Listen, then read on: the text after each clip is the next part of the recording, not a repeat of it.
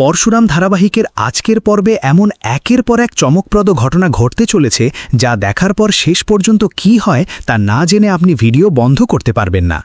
একদিকে নিজের স্বামী শিবপ্রসাদকে বিপদ থেকে বাঁচাতে তটিনী একাই নেমে পড়েছে সমস্ত প্রমাণ ধ্বংস করার কাজে। অন্যদিকে কর্ণ চ্যাটার্জি বুঝে গিয়েছে তার পরিকল্পনার মধ্যে কেউ বড়সড় বাধা তৈরি করেছে, আর সেই সন্দেহের তীর ধীরে ধীরে গিয়ে পড়ছে তটিনীর দিকেই। কিন্তু এখানেই শেষ নয়, কারণ বাড়িতে চলছে নন্দিনীর বিয়ের প্রস্তুতি, আর এই বিয়ের আনন্দের আড়ালেই লুকিয়ে রয়েছে এক গভীর ষড়যন্ত্র। সবচেয়ে বড় চমক, বলরাম বুঝতে পারছে গৌরব মোটেও ভালো মানুষ নয় এবং বিয়ের আগেই তাকে আটকানোর জন্য প্রমাণ খুঁজতে মরিয়া হয়ে উঠেছে। তাহলে কি শেষ মুহূর্তে নন্দিনীর বিয়ে আটকে যাবে? আর কর্ণ চ্যাটার্জি যে খেলাটা শুরু করেছে তাতে তটিনী কি শেষ পর্যন্ত জয়ী হতে পারবে? আজকের পর্বে এই প্রশ্নগুলোর উত্তরই ধীরে ধীরে সামনে আসবে। গল্পের শুরুতেই দেখা যায় তটিনী শিবপ্রসাদের অফিসে এসে সমস্ত গুরুত্বপূর্ণ ফাইল একে একে পাল্টে ফেলছে। তার চোখে মুখে তখন একটাই দৃঢ় সংকল্প, যে করেই হোক শিবপ্রসাদকে বাঁচাতে হবে। কারণ তটিনী জানে এই ফাইলগুলো যদি কর্ণ চ্যাটার্জি, বাবিন কিংবা অন্য কারো হাতে চলে যায় তাহলে শিবপ্রসাদ আরও বড় বিপদের মধ্যে পড়বে।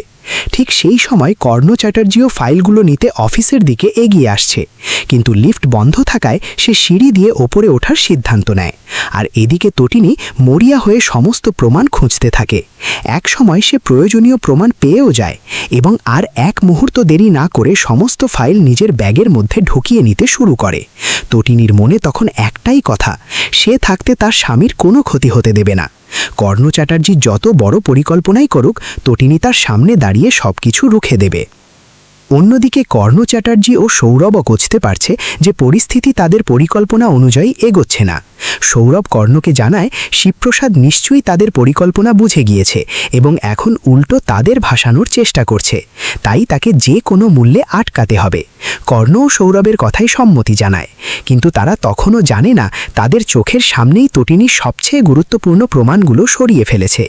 ফাইলগুলো নিয়ে তটিনী যখন অফিস থেকে বের হওয়ার চেষ্টা করে তখনই বিপদ আরও ঘনিয়ে আসে। বাইরে কর্ণ চ্যাটার্জি, সৌরভ ও কাবিরকে দেখতে পেয়ে তটিনী বুঝে যায় এখন তাদের সামনে পড়া একেবারেই চলবে না, তাই দ্রুত আড়ালে লুকিয়ে পড়ে সে। ঠিক সেই সময় তার ফোনে নন্দিনীর ফোন আসে।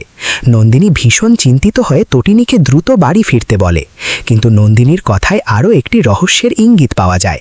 নন্দিনী জানায় তার মনে হচ্ছে কেউ তাকে দূর থেকে অনুসরণ করছে এবং আড়াল থেকে তাকে ভালোবাসছে, আর সেই মানুষটি আর কেউ নয়, বলরাম দেব। নন্দিনীর মনে হতে থাকে বলরাম হয়তো তাকে গোপনে অনুসরণ করছে এবং তার প্রতি নিজের ভালোবাসা লুকিয়ে রাখছে। তটিনী দিদির কথা শুনে অবাক হয়ে যায় এবং দ্রুত তার কাছে যাওয়ার আশ্বাস দেয়। এদিকে কর্ণ চ্যাটার্জি অফিসে ঢুকে দেখতে পায় সব ফাইল এলোমেলো হয়ে আছে এবং গুরুত্বপূর্ণ ফাইলগুলো উধাও। মুহূর্তেই তার সন্দেহ হয় অফিসে নিশ্চয়ই কেউ এসেছিল। সে সঙ্গে সঙ্গে বাবিনকে ফোন করে জানতে চায় ফাইলগুলো কোথায় রাখা ছিল। বাবিন জানায় সাদা রঙের লকারে সমস্ত ফাইল রাখা ছিল, কিন্তু কর্ণ লকার খুলে দেখে সেখানে কিছুই নেই। তখনই তার সন্দেহ আরও গাঢ় হয়ে যায়। কর্ণ বুঝতে পারে কেউ ইচ্ছা করেই ফাইলগুলো সরিয়ে দিয়েছে, আর তার মনে প্রথম যে নামটি আসে সেটি হলো শিবপ্রসাদ। তাই সে বাবিনকে তটিনী ও শিবপ্রসাদের অবস্থান জানতে বলে। বাবিনও বিষয়টি খতিয়ে দেখতে আয়ুষীকে পাঠায়। আয়ুষী বাড়িতে এসে একে একে সবার অবস্থান সম্পর্কে জানতে শুরু করে। পিকু লাড্ডুর কাছ থেকেও সে তথ্য নেওয়ার চেষ্টা করে। কে কোথায় কখন বাড়ি থেকে বেরিয়েছে সব কিছু জানার চেষ্টা করতে থাকে আয়ুষী। এমনকি তটিনীর ব্যাপারেও প্রশ্ন করতে থাকে। এর মধ্যেই পিকু জানিয়ে দেয় তার মামি শপিং করতে বাইরে গেছে এবং প্রায় ৪৫ মিনিট আগে বাড়ি থেকে বের হয়েছে। আয়ুষী তখন বুঝতে পারে সময়ের হিসাবটা বেশ গুরুত্বপূর্ণ। অন্যদিকে বাবিন কর্ণকে ফোন করে জানায় তটিনী বাড়িতে নেই এবং সে বাইরে গেছে। এই খবর শুনেই কর্ণের সন্দেহ একেবারে নিশ্চিত হয়ে যায়। সে বলে ওঠে অফিসে যে এসেছিল সে তটিনী গাঙ্গুলি ছাড়া আর কেউ নয়। তটিনীকে সে কোনোভাবেই ছাড়বে না।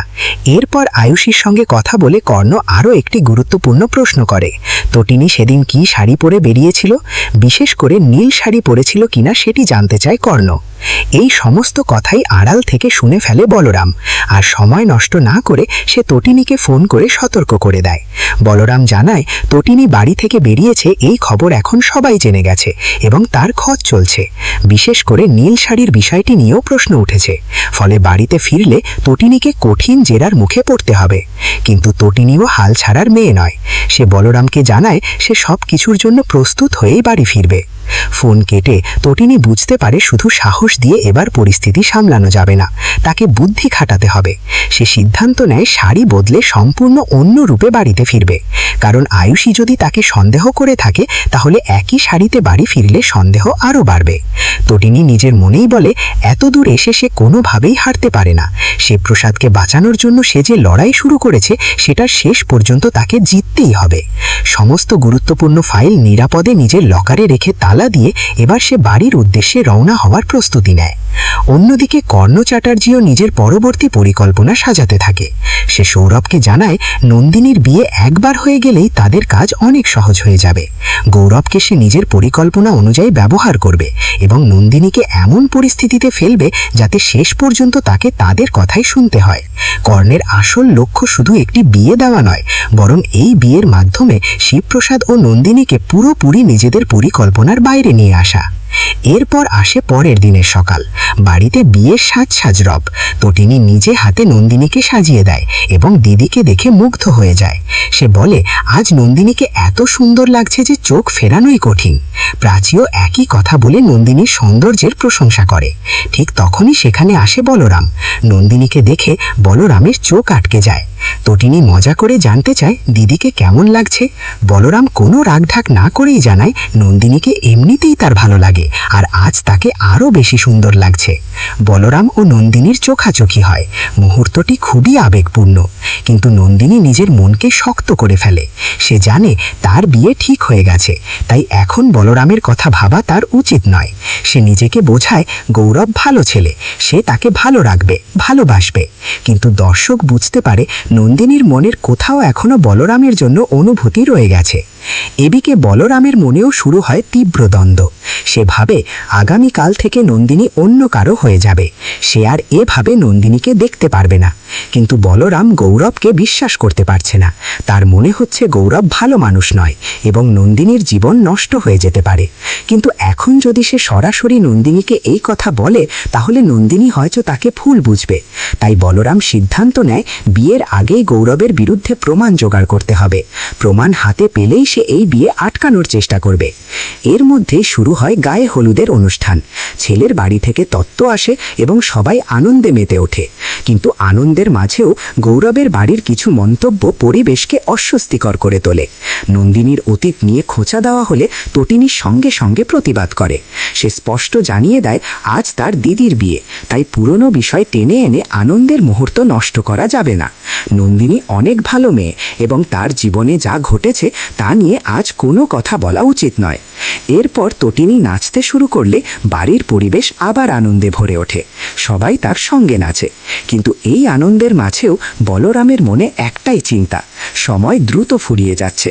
সে যদি গৌরবের আসল সত্যি প্রমাণ করতে না পারে তাহলে নন্দিনীর বিয়ে আর আটকানো সম্ভব হবে না। ঠিক তখনই কর্ণ চ্যাটার্জি হাত তালি দিতে দিতে তটিনীর কাছে আসে। তটিনীর নাচের প্রশংসা করলেও তার আসল উদ্দেশ্য ছিল অন্য। হঠাৎ কর্ণ প্রশ্ন করে আগের দিন তটিনী কোথায় গিয়েছিল। তটিনী জানায় সে শপিং করতে গিয়েছিল। কিন্তু কর্ণ সরাসরি পাল্টা প্রশ্ন করে শপিংয়ে নাকি অফিসে। মুহূর্তেই পরিবেশ বদলে যায়। তটিনীও বুঝে যায় কর্ণ তার উপর সন্দেহ করছে। সে পাল্টা প্রশ্ন করে সে কোথায় গেছে তা নিয়ে কর্ণের এত মাথা ব্যথা কেন। কর্ণ তখন তটিনীকে কথা ঘোরাতে নিষেধ করে, কিন্তু তটিনীও পিছিয়ে যায় না। সে জানিয়ে দেয় সে কোনো অন্যায় করেনি এবং কর্ণ তাকে এভাবে অনুসরণ করতে পারে না। পরিস্থিতি যখন উত্তপ্ত হয়ে উঠছে তখন নন্দিনী এসে দুজনকে থামায়। সে বলে আজ তার বিয়ের আনন্দের দিন, তাই এই মুহূর্তে এসব কথা না বলাই ভালো। কিন্তু কর্ণ চ্যাটার্জি যেন এটাই চেয়েছিল। সে নন্দিনীকে উদ্দেশ্য করে এমন একটি কথা বলে যা পুরো পরিস্থিতিকে আরও রহস্যময় করে তোলে। কর্ণ জানায় আগে নন্দিনীর বিয়ে হয়ে যাক, 7 পাক ঘোরা হোক, সিঁদুর দান হয়ে যাক, তারপরেই নন্দিনী গৌরবের আসল রূপ দেখতে পাবে। এমনকি কর্ণ আরও দাবি করে নন্দিনীকে ব্যবহার করেই তারা তাদের পরিকল্পনা সফল করেছে। শিবপ্রসাদকে আটকে রাখা এবং নন্দিনীকে বিয়ের পিঠিতে বসানো দুটিই তাদের পরিকল্পনার অংশ।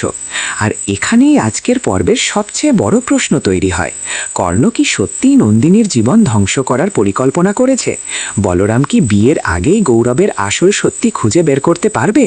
তটিনী যে প্রমাণগুলো লুকিয়ে রেখেছে সেগুলো কি কর্ণের হাতে চলে যাবে? আর নন্দিনী কি শেষ মুহূর্তে বুঝতে পারবে যে বিয়েকে সে নিজের নতুন জীবনের শুরু ভাবছে সেটাই হয়তো তার জীবনের সবচেয়ে বড় বিপদের কারণ হতে চলেছে? নাকি বলরামের হাতে এমন কোনো প্রমাণ আসবে যা মুহূর্তের মধ্যে পুরো বিয়ের আসরকে ওলটপালট করে দেবে? এই উত্তর জানতে হলে চোখ রাখতে হবে পরশুরামের পরবর্তী পর্বে, কারণ নন্দিনীর বিয়ের মণ্ডপে এবার যে ঝড় আসতে চলেছে তার আভাস কিন্তু ইতিমধ্যেই পাওয়া গেছে।